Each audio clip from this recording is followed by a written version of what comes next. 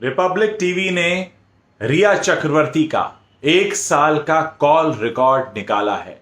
वही रिया चक्रवर्ती जो पिछले 1 साल से सुशांत सिंह राजपूत के साथ लिव इन रिलेशनशिप में रह रही थी। जी हां, आइए देखते हैं कि रिपब्लिक टीवी के हाथ जो रिया चक्रवर्ती का कॉल रिकॉर्ड डेटा लगा है उसके हिसाब से उन्होंने कितने कॉल्स किए हैं। हैरानी की बात यह सामने आई है कि उन्होंने अपने पिता को 890 कॉल्स किए। जी हां, 890 कॉल्स। ये कॉल एक्सचेंज रिकॉर्ड है। इसमें से कुछ कॉल किए गए हैं, कुछ कॉल उनको आए हैं, लेकिन सबसे ज्यादा वो अपने पिता के संपर्क में थी, इंद्रजीत चक्रवर्ती के संपर्क में थी, जो कि डॉक्टर हैं, और उनके साथ 890 कॉल्स एक्सचेंज हुए हैं। अपने भाई शौविक के साथ 230 कॉल्स एक्सचेंज हुए हैं। सिद्धार्थ पिठानी जो कि सुशांत के लिए काम करते थे, सुशांत उन्हें लेकर आए थे, अपने घर में रखा था और उनके साथ काम कर रहे थे, उनके साथ 200 से ज्यादा कॉल्स एक्सचेंज हुए हैं रिया चक्रवर्ती की। यह बहुत हैरान करने वाली बात है कि जो सिद्धार्थ पिठानी काम कर रहे थे सुशांत के लिए, उनके साथ करीब 200 से ज्यादा कॉल्स एक्सचेंज हुए हैं 12 महीने के अंदर। श्रुति मोदी को, जो उनकी एक्स मैनेजर हैं, सुशांत की एक्स मैनेजर हैं, उनके साथ 808 कॉल एक्सचेंज हुए हैं, यानी 808 कॉल्स एक्सचेंज हुए हैं। और महेश भट्ट के साथ 16 कॉल्स एक्सचेंज हुए हैं।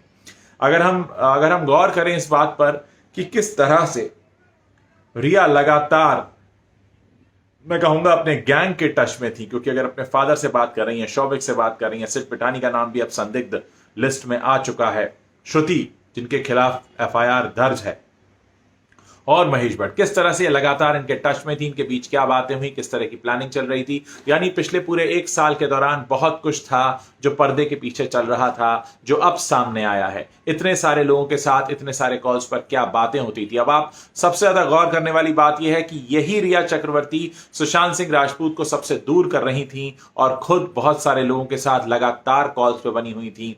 वही रिया चक्रवर्ती जो सुशांत से कहती हैं कि आप अपने घर पर फोन मत करो, अपनी बहन से बात मत करो, वो अपने पिता को के साथ 1 साल में 890 कॉल्स एक्सचेंज करती हैं। आप इसको डिवाइड करके देख सकते हैं कि हर महीने कितने कॉल हुए होंगे और हर दिन कितने कॉल हुए होंगे। वही रिया चक्रवर्ती, कुछ ना कुछ था जो चल रहा था, पहले से प्लानिंग थी, एक बहुत बड़ी साजिश थी जिसका पर्दाफाश अब हो चुका है। ईडी के ऑफिस भी वो पहुंच चुकी हैं। अब सारा का सारा ब्यौरा उनको सबको देना होगा, सबको हिसाब देना होगा। वो बात अलग है कि उनके वकील ने अभी सीबीआई जांच के खिलाफ भी अपना लीगल ग्राउंड तैयार किया है और वो उसको भी चैलेंज कर रहे हैं कि सीबीआई कैसे जांच कर सकती है। ये पूरी बातें कहीं ना कहीं इशारा करती हैं कि कुछ ना कुछ है जो रिया के दिमाग में बहुत पहले से चल रहा था। क्यों वो बार बार कह रही थी कि मुंबई पुलिस को ही इस मामले की जांच करने दो, और क्यों मुंबई पुलिस ने कभी ना तो ये कॉल डेटा रिकॉर्ड्स निकाले, ना उनसे कोई पूछताछ की, ना ही कोई नतीजा सामने आया। और जैसे ही बिहार पुलिस ने आकर अपनी जांच पड़ताल शुरू की और उन्होंने अपना भी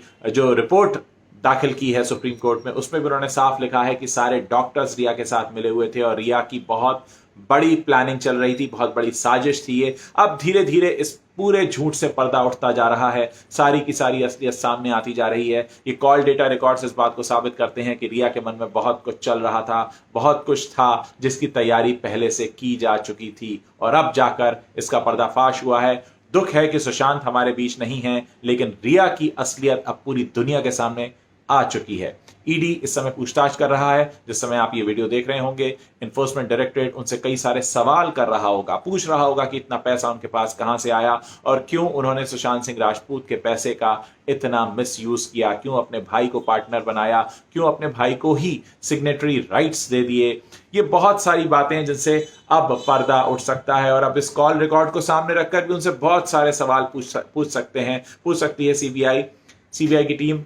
मुंबई में उनसे पूछताछ करेगी, और फिलहाल जो हालात बनते नजर आ रहे हैं, मैं आपको बता दूं कि किसी भी समय रिया चक्रवर्ती की गिरफ्तारी हो सकती है। बिहार पुलिस को तो ये चकमा देने में कामयाब नहीं, क्योंकि मुंबई पुलिस ने काफी मदद की। मुंबई पुलिस ने लेडी कांस्टेबल उनको अवेलेबल नहीं कराया, लेकिन अब सीबीआई के पास 2 महिला आईपीएस अफसर हैं जो उनसे पूछताछ करेंगे। ईडी के सामने ये बैठी हुई हैं, कॉल रिकॉर्ड्स निकलकर सामने आ चुके हैं, बैंक स्टेटमेंट्स सारे सीबीआई के हाथ लग चुके हैं। अब ये कहना बिल्कुल साफ होगा, कह सकते हैं कि सफाई से कहा जा सकता है कि जितने भी सबूत हैं वो रिया चक्रवर्ती के खिलाफ जा रहे हैं। रिया चक्रवर्ती पर शिकंजा कसता जा रहा है और उनके पूरे परिवार का पूरा कच्चा चिट्ठा निकलकर सबके सामने है। उम्मीद है मैं जल्द लौटूंगा आपके पास कुछ एक अच्छी और एक बड़ी खबर लेकर। Subscribe to Nation Next YouTube channel and press the bell icon to get regular updates from Nation Next. Also like Nation Next Facebook page and follow us on Instagram and Twitter.